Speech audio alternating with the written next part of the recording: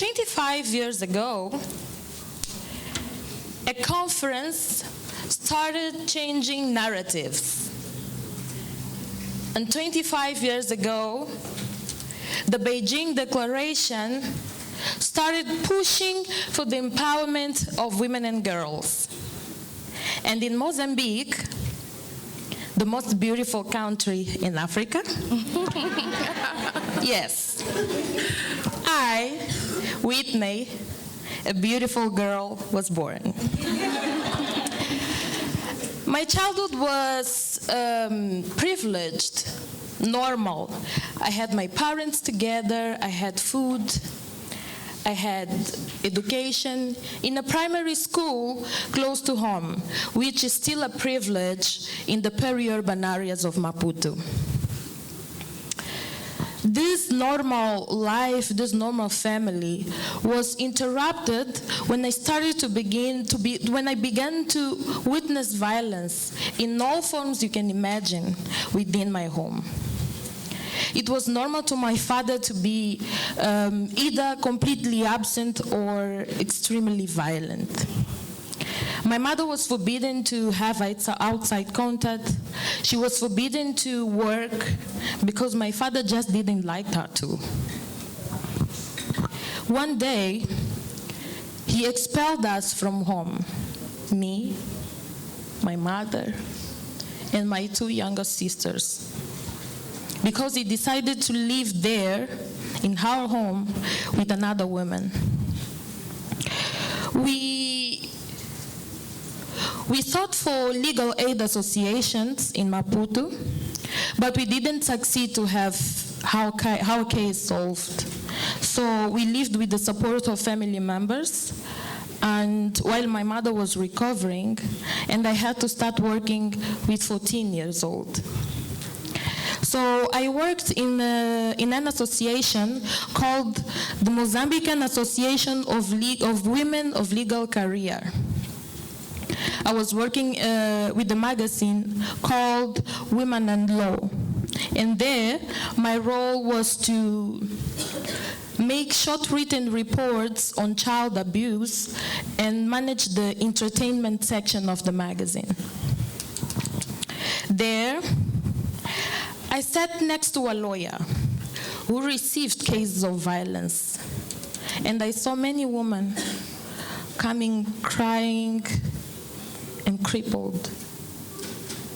I understood that, in fact, a peaceful childhood wasn't normal. Normal was to have childhoods interrupted by violence, interrupted by poverty, by vulnerability, and helplessness.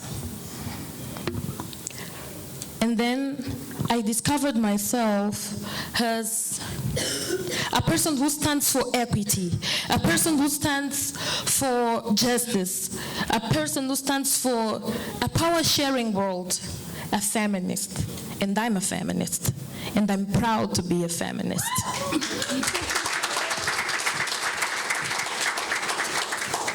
I joined the public university to study political sciences, and there, in the subjects of public policy and gender, I heard about the Beijing Declaration.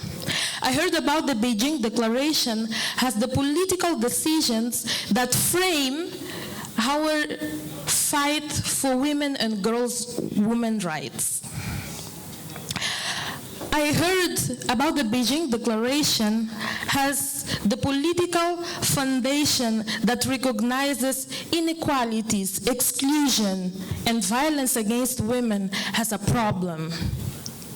So I, Whitney Sabino, a 24 years old girl, born in the era of Beijing Declaration, I own my space.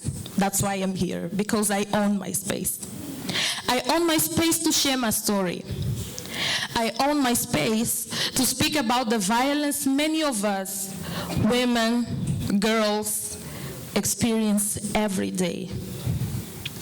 I belong to ASHA, a youth and feminist organization based in Maputo that works daily with girls and boys, to build the equality we so much want to see in this world, to build the equality and the development and peace we so much want to see in Africa. We put girls back to school, and we create a haven for girls who suffer violence, for girls who suffer abuse, who are abandoned, for girls who experience the same thing I experienced, the same thing our talkers experience, and the same thing many other girls in Africa experience, or even worse. Gloria Machel, 15 years old, is one of the girls we put in school. She's a great leader today.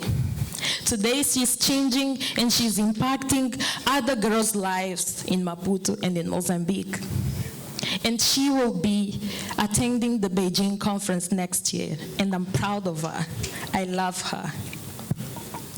I also belong to a group called Women of Zion Corporate, which is a safe space where young women empower each other to be the best selves, the best version of themselves, the best version they can be of themselves. And in this group, we discover our new identities. We develop knowledge. We create, we build knowledge to truly be helpful in changing this society, to truly make the better decisions about our lives, our community, our country, and our world. In this group, we are growing, conscious of our rights, of our duties, and we are each other's vision keepers. And this is beautiful. And that's the Africa I want. I want an Africa where young women can rise, can flourish, can shine together. I want an Africa where there is no violence, where we can have peaceful childhoods. I want an Africa where young girls can stand up and they can speak for themselves and they can own their spaces. Finally, I want an Africa where the basic needs of life are not a privilege. Kanimambu, meaning thank you.